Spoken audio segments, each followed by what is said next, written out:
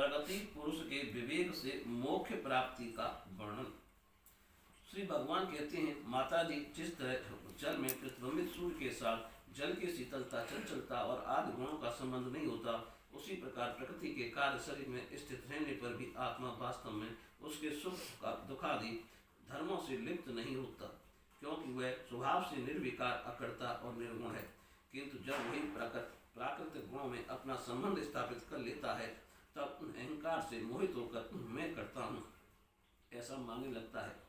उस अभिमान के कारण वह देह के संसर्ग से किए हुए पुण्य पाप रूप कर्मों के दोष से अपनी स्वाधीनता और शांति खो बैठता है तथा उत्तम, मध्यम और नीच योनियों में उत्पन्न होकर संसार चक्र में घूमता रहता है। जिस प्रकार स्वप्न में भय, शोक आदि का कोई कारण न होने पर भी स्वप्न के पदार्थों में आस्था हो जाने के कारण दुख उठाना पड़ता है, उसी प्रकार भय, शोक, अहम, मम एवं जन्म मरणादि रूप संसार की कोई सत्ता न होने पर भी अविद्या बस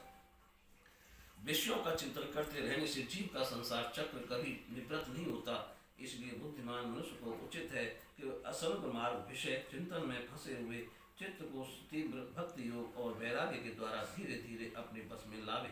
यमादि योग साधनों के द्वारा श्रद्धा पूर्वक अभ्यास चित्त को बारंबार एकाग्र करते हुए मुझ में सच्चा भाव रखने, मेरी कथा श्रवण करने, समस्त प्राणियों में संभाव रखने, किसी से बैर न करने, आसक्ति के त्याग, ब्रह्मचर्य, मौन व्रत और बलिष्ठ अर्थात भगवान को समर्पित किए हुए स्वधर्म से जिसे ऐसी स्थिति प्राप्त हो गई है, वे प्रारब्ध के अनुसार जो कुछ मिल जाता है उसी में संतुष्ट रहता है, परमित भोजन करता, सदा एकांत में रहता है, शांत स्वभाव है, सबका मित्र है, दयालु और धैर्यवान है।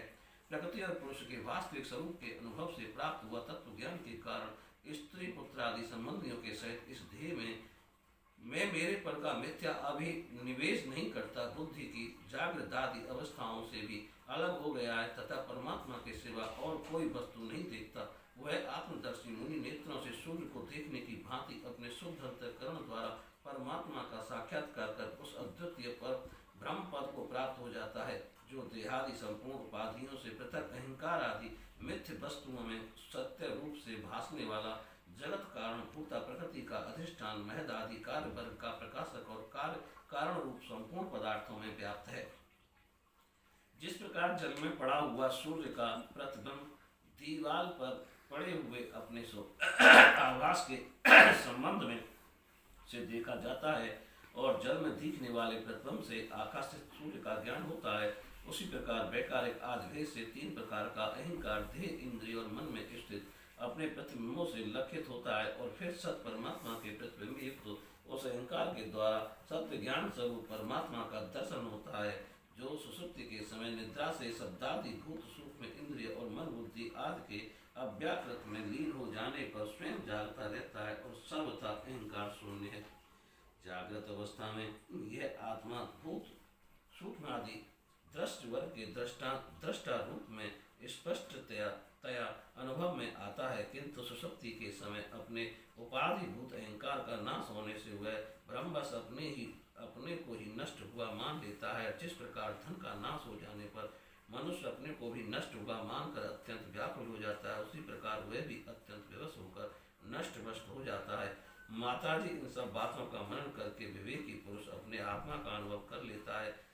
जो अहंकार के सहित संपूर्ण तत्वों का अधिष्ठान और प्रकाशक है। देवहूति ने पूछा, प्रभु, पुरुष और प्रकृति दोनों ही नित्य और एक दूसरे के आश्रय से रहने वाले हैं, इसलिए प्रकृति तो पुरुष को कभी छोड़ ही नहीं सकती। ब्राह्मण, जिस प्रकार गंध और पृथ्वी तथा रस और जल की पृथक पृथक स्थिति नहीं हो सकती, उसी प्रकार पुरुष और प्रकृति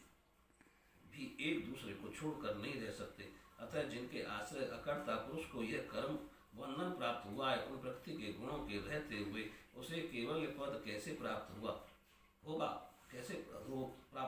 यदि तत्वों का विचार करने से कभी ये संसार बंधन का तीव्र भय निवृत्त हो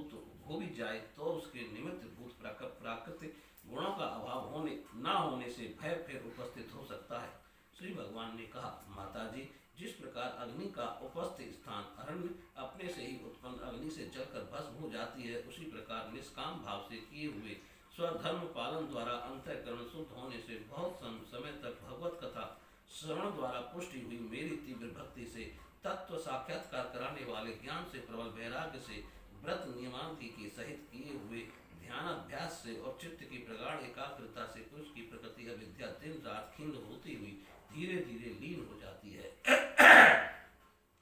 फिर नित्य प्रति दोष दिखने से भोग कर त्यागी हुई वह प्रकृति अपने स्वरूप में स्थित और स्वतंत्र बंधन मुक्त हुए उस पुरुष का भी कुछ नहीं बिगाड़ सकती। जैसे सोए हुए पुरुष को स्वप्न में कितने ही अनर्थों का अनुभव करना पड़ता है, किंतु जग पड़ने पर उसे उन स्वप्न के अनुभवों में किसी प्रकार का मोह नहीं होता, उसी प्रकार जिसे तत्व ज्ञान हो जाता है और निरंतर मुझमें ही मन लगाए रहता है, उस आत्मा राम मुनि का प्रकृति कुछ भी नहीं बिगाड़ सकती। जब मनुष्य अनेकों जन्मों में बहुत समय तक इस प्रकार आत्मचिंतन में ही निपुण रहता है,